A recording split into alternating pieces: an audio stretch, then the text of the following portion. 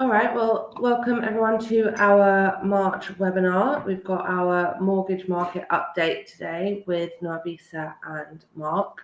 We're hoping that the presentation should last between 25 minutes to half an hour, obviously including any questions that you guys might have towards the end for both of the guys to go through. If you do have any questions or you've got anything that you want to query or clarify throughout the presentation, just pop it over in the chat box to the right hand side of the screen, and we'll go through those at the end. There will also be a short survey at the end of the presentation that we'll leave up for about 5 to 10 minutes. So if you do have the time just to leave some feedback on that, then that'll be very helpful. Otherwise, I will leave it to you guys. Thank you, Jess. Nwabisa, sorry, your camera on the live is covered at the minute, so we can't see you on the live, where I can see you on the internal camera. Just if you could try and fix that.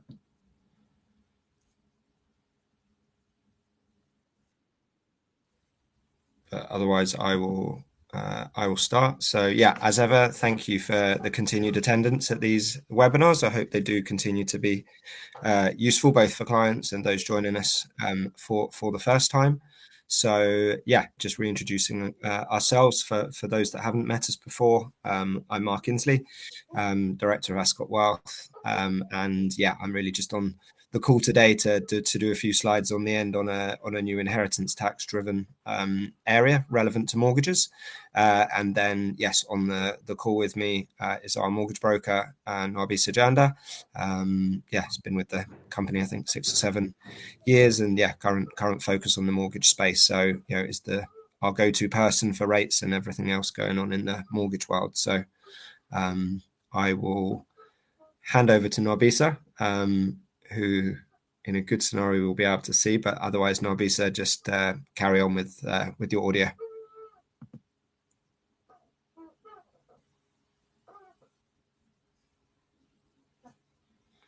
She may just be rejoining there. So yeah, just with all of these presentations, with it being a wide audience, just a quick disclaimer on this being information based and not deemed financial advice, which yeah, my part at the end probably would be borderline, but it will be very non-personalized and just plant the seed for people to reach out and contact if they feel applicable to them after. So looks like Nwabisa's back and we can all see her now, which is great. So I will hand over to Nwabisa. Hi, apologies about that connection issues. Yes, so I'm Nwabisa, I'm the mortgage advisor at Ascot Wealth Management, as I'm sure Mark has introduced me. Just on this slide, our business expertise, I deal with first-time buyers, new residential purchases, remortgages, buy-to-let mortgages, let-to-buy mortgages. So there is a full range basically of mortgage products that we are able to assist you with, and so if anything that you need sort of specific advice on, you're more than welcome to get in touch with me. So today's webinar structure, we're going to do a market update, trying to keep it sort of as general as possible, but also hopefully there'll be some insights there that you can take with you. And then again, obviously, this is not sort of deemed financial advice. And so if you have a specific scenario that you'd like to discuss with me, I'd be more than happy to set up a meeting. And then Mark will also be discussing the later life lending structure at the end.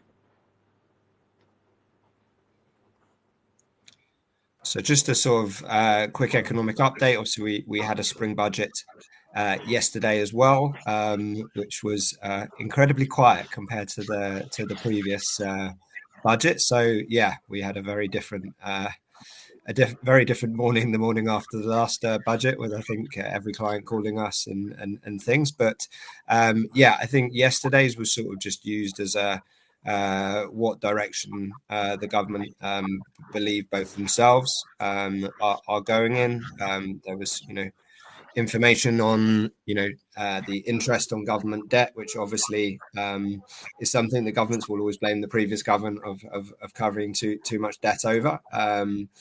And talk on inflation also with an inflation print this week. The UK inflation print was actually slightly lower than expected. Bank of England recent round of central bank meetings where the rates were kept on hold, and as with the spring budget, we're in a world where growth is not booming. So I think we need to settle for positive numbers as a starting point, as we sort of do address lots of the things in the domestic economy that are going to try and get growth back to levels seen in previous years. But I think I'm very much sat in the middle, able to give views, and the UK, the FTSE, and other markets have had a decent run this year. So I think that has shown positive seeds of coming away from what were tough years, 2018, 2020, 2022. But that will take a number of years to recover from 3 years of either economic or interest rate or black swan events like COVID and economies to rebuild themselves, reshape themselves. And I think that's sort of again touching on why growth isn't flying in the UK, but equally I don't think it's as bad as people make out. Obviously all of that coming back to a mortgage presentation, the main thing we're interested in from a mortgage presentation with how are these factors going to affect mortgage rates in the coming years. And as I say, we had some cuts, but the Bank of England kept rates static, which I'm sure Nwabisa will explain further. But as a result, no major shift getting back to levels that we'd previously seen.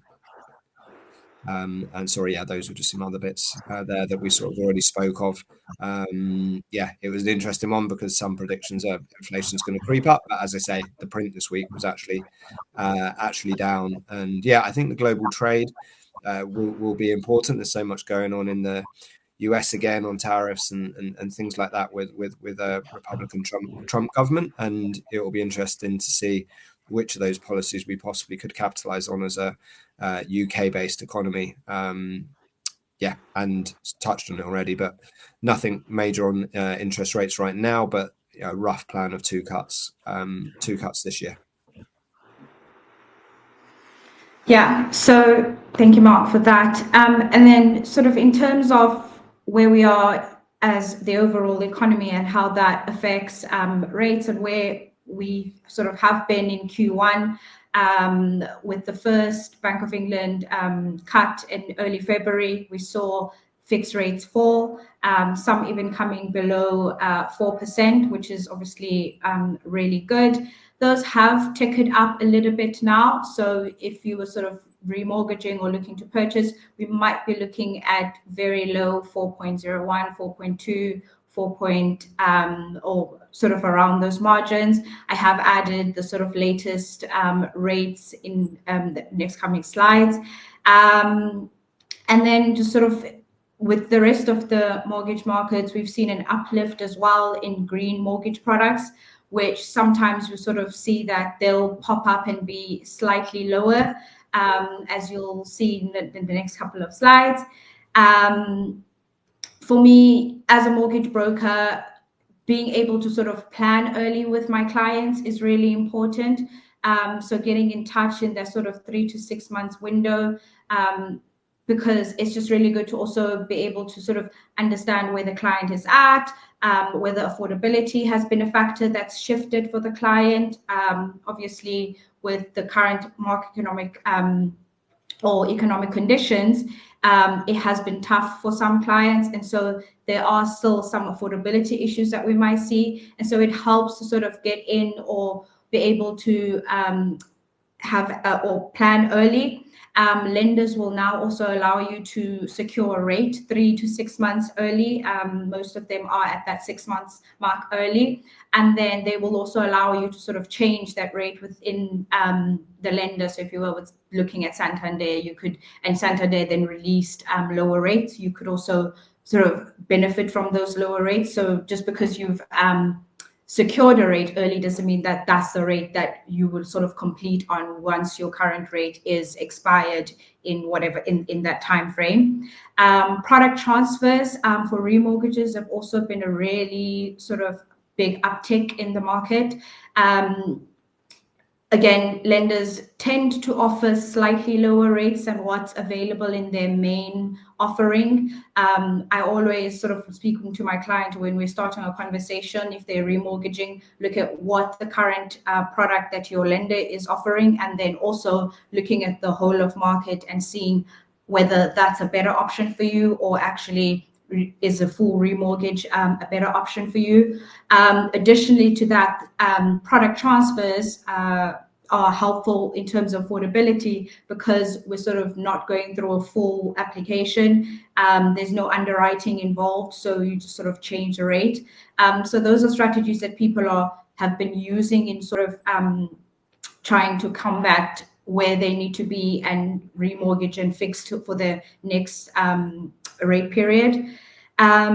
We've also seen lenders look at or to look to increase the loan to income ratios, which basically is a basic 4.5 times income. That's with certain lenders that's also gone up to about 5.5 times income, which allows your affordability or the loan that you can get to be larger. There are obviously criteria caveats to that, and so again, having the time to think that through, have a conversation with your advisor on those things is helpful, and then sort of with the overall planning as what you need to do to get the best rate for you. First time buyer activity, I mean, in the last couple of years, obviously, with the market and rates increasing and house prices also increasing, deposits being an issue, maybe saving not being something that everybody can do in the sort of rate that they would like to do to get onto the property market. So yeah, we have seen sort of lower activity in the first-time buyer market. That's slightly increased in this year, and that's also been brought on by sort of, as you can see, rates slightly decreasing, sort of a general positivity in the market looking ahead. Hopefully that obviously ticks on for everybody, and we can see more activity in the first-time buyer market, but that's still, I would say, again, driven by parents sometimes being able to give an additional towards the deposit, and so we see a lot of first-time buyers coming in with a gifted deposit in order for them to be able to reach affordability. So yeah, other products that can be used in the first-time buyer market would also be joint borrower, sole proprietor, where the parents and the child can also go onto the mortgage with the child in order to boost affordability. So those are sort of subjects that I'm speaking about with clients, sort of looking to make that first step. But as I would say, planning ahead and sort of having that early conversation is really important. So going on to the rates that are currently available in the market, lowest residential rates, as I mentioned, yes, with those 60% loan to values, which is basically the lowest that you can get, 2-year fixed rates at about 4.06%, 5-year fixed rates about 4.02%. About a month ago, actually, I was looking at rates where both the 2 and the 5-year was at 3.99%. So that's ticked up slightly, which is to be expected. As we spoke about the green purchase rates as well, or green mortgages that are available, as you can see, that 5-year fixed rate down to 3.96%. And so, yeah, I know some clients sort of will look at or do a quick Google search and sort of say, oh, why can't I get that rate? But again, those are things in the background that affects what rates you can get. Residential remortgages, we're still seeing a 3.99 on the 5-year fixed rate. 2 years ticking along down as well. And then on the side of that, I've also shown the 85% residential remortgages. And the reason, sorry, Mark. Sorry. So the reason that I did that was because I've seen that these rates have continued to decrease over time, quite steadily, actually. Not too far off now from the lower loan to values, like the 75% and the 60%. Obviously, those are better, but it's quite sort of encouraging to see that those loan to values, or those really high loan to values, low deposit mortgages, are actually ticking down well as well. And so sort of more people can afford to sort of get onto the property ladder, or even have lower rates on the remortgages if they had sort of had a bigger loan to value at the time. Interestingly enough, I know, Mark, you like to talk about the 10-year fixed rates. Those I thought were really good numbers, surprisingly, because they're actually not that far off. But again, it is such a hard thing to tell a client to sort of fix for 10-year period. I think those would be like very specific circumstances, and yeah, it's not a rate that is normally taken by the clients, but it is available in certain cases. Yeah. Nwabisa, I'm just going to switch devices. So I think after your last slide, if you take questions, and hopefully I'll be rejoined in the next couple of minutes. Okay, that's fine. Sorry, we're having so many technical difficulties. Are there any questions at this time in terms of mortgage rates, products that I might be able to answer, or that I can answer now, while we just wait for Mark to rejoin? His battery was going to be a problem.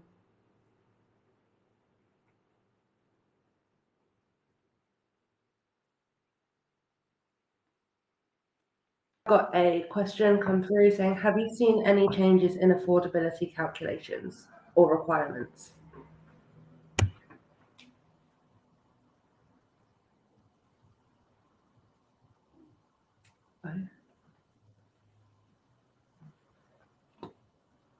I'm not seeing any questions pop up.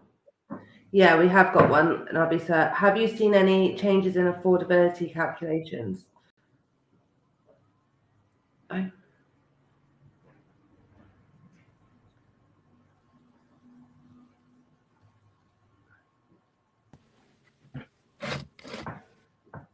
Okay, great. Sorry, I had to just switch devices there, so I'm back.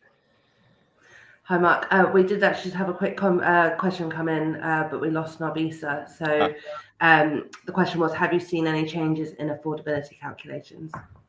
Yeah, I can take that one. So I think that was what Nwabisa was referring to on the remortgage front, where lenders were stretching from the traditional 4.5 up to as much as 5.5. But yeah, from my knowledge, that was specific to remortgaging, and not necessarily like new purchases and stuff like that. But yeah, can let Nwabisa expand on that if needed. But that's definitely something that's seen in the remortgage space, and I think that's again, a competitive space that people know. Lots of people have had to move on to higher deals, and we'll be coming back down in a few years, hopefully to better rates.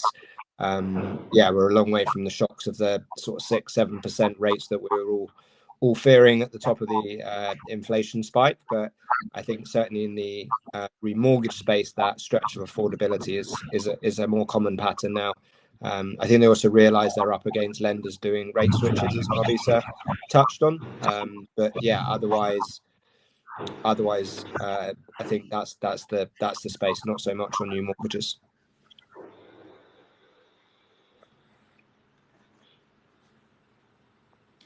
Apologies. Was that a question, Mark? Oh, okay. Yes, fine. I took it. So And then, yeah, just moving on to the latter part of this presentation. So a type of mortgage has sort of come to market that I call a competitor to the equity release space, which was a lifetime mortgage.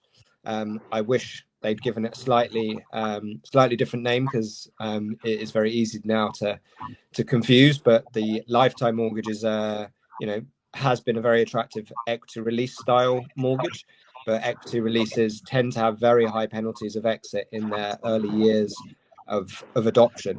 So a later life mortgage has been a very interesting trend in the last couple of years in the mortgage space, where these act far more like a traditional mortgage. They're interest only, they're repayment style, but what they're doing is, in many cases, not having an end date, which sounds alien, but it is actually the case. It's kind of saying, we will price this mortgage over a 15-year period, but we're just going to assume you're going to live to 110. So we pretty much are saying your repayment of the mortgage will be on death.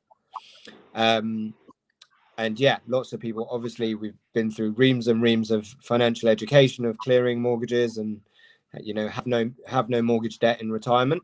But I think sort of, yeah, as touched on there, the key change has been the last budget, where with pensions now being drawn in, it's caught a whole massive new range of clients of ours with inheritance tax considerations, and big inheritance tax considerations that they wouldn't otherwise have had, because their pensions would have passed on tax-free and not formed part of their estate. So yeah, myself and Nwabisa are particularly as trying to specialize in this later life mortgage space, because we think it's going to give hundreds, thousands of people the opportunity to consider putting a later life mortgage onto their main residence, and then using that money as an inheritance tax strategy. So that could be twofold. It could be a release of that money to give liquidity so that other funds could go into business relief driven strategies that we've spoken about. But I think the best, if we take an example of 325,000, can be more, but let's just take that as an example. So what a later life mortgage would give you the ability to do would be to speak to Nwabisa, put a mortgage of, say, a couple of 100,000, or maybe up to 50% loan to value on your main residence. So obviously lots of different values in house prices. I would just do a million for ease, which is obviously an expensive house, but it makes my calculation easy. So we would say, right, is a lender going to lend £500,000 against that property?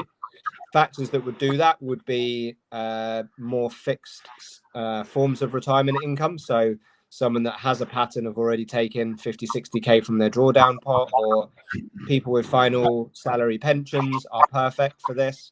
People that have bought annuities, perfect, because it's guaranteed forms of income that are going to continue until death.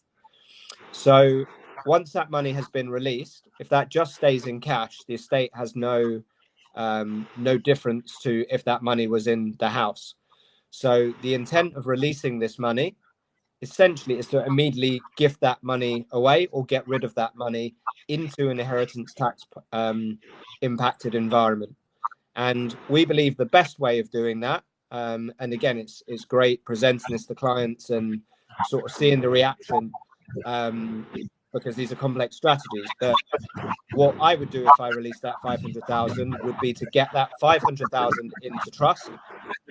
Any individual has a minimum 325 or a couple 650 that they can do every 7 years. But in giving so much money away, how's the mortgage going to get funded? For some, it might be that retirement income is so high that it could just get used. But what we're advising clients is to put that 500,000 into trust in something called a discounted gift trust. So with that 500,000 going in, we are also able to use this product, and 5% of the value of that automatically come back to the client. So that 5% is what's going to be used to cover the mortgage payments. Everything else is going to grow, be invested, be outside of the estate for inheritance tax.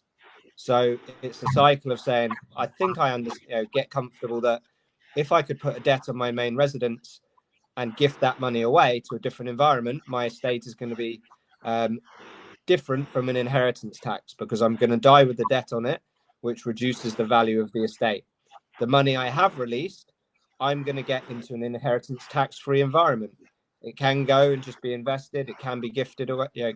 Children can benefit from the money. That's a completely different conversation outside of the scope of this presentation. But in being able to release that money with a later life mortgage at 4%, 4.5%, very reasonable rates, no exit penalties if you change your mind in 2 years.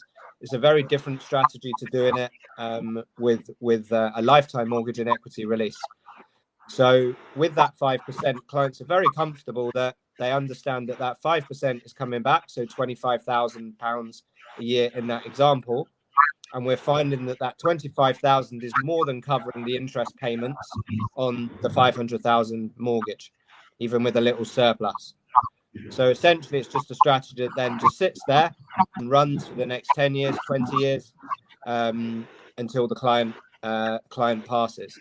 But yeah, as a result, they will die with the debt in their name, which acts as a inheritance tax reducer. So yeah, hopefully a high-level overview. If anyone is interested, and because they're conscious their pensions now given them a bigger inheritance tax liability than what they had before, it's definitely something we think clients should be looking at. And it's hopefully one of those things that Ascot Wealth, I can lean on Nwabisa for the knowledge in this space. We can put our estate planning, structuring hats on, and combine our 3 core businesses to hopefully come up with ideas like this for clients of all sizes and ages. Because again, it's a more comfortable product, we find, than a client thinking about equity release.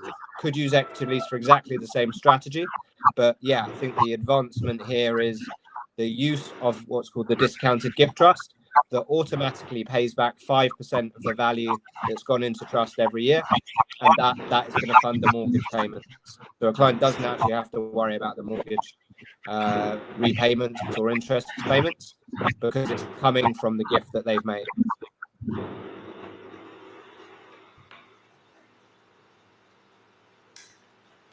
Thank you for that, Mark. So yes, that brings us to the end of the mortgage webinar. If there were any questions that we can, or that you have, you can please add those now. But yeah, we encourage you, please, if you're looking to remortgage, if any of these strategies sort of seem like something that you'd be interested in, you'd like more information, we'd be happy to provide that and have a chat and see how we can help you. Jess? Okay, thanks guys. Sorry everyone, we did have obviously a couple of technical hiccups there. It's always going to happen at some point or another when we run these webinars. Like Nwabisa said, so we don't have any questions that have come through at the moment, but if you do think of anything, then obviously do get in touch. You will receive a copy of the webinar and the slides anytime that you sign up for one of these webinars. We try and get them out the same day following the webinar. So even if you can't necessarily attend, you can sign up and you will receive those. But off the back of any of that, then please do reach out. I'll pop the survey up now, and I'll leave that out there for a couple of minutes. So if anyone can just leave the feedback, obviously we'll really appreciate it. And we will see you at the next one. Nwabisa, we do have a quick comment, sorry, from Alistair, just saying that he would like to organise a call as soon as possible. So if you could pencil something in, that would be really handy. Perfect. Will do. Lovely. Thanks, guys.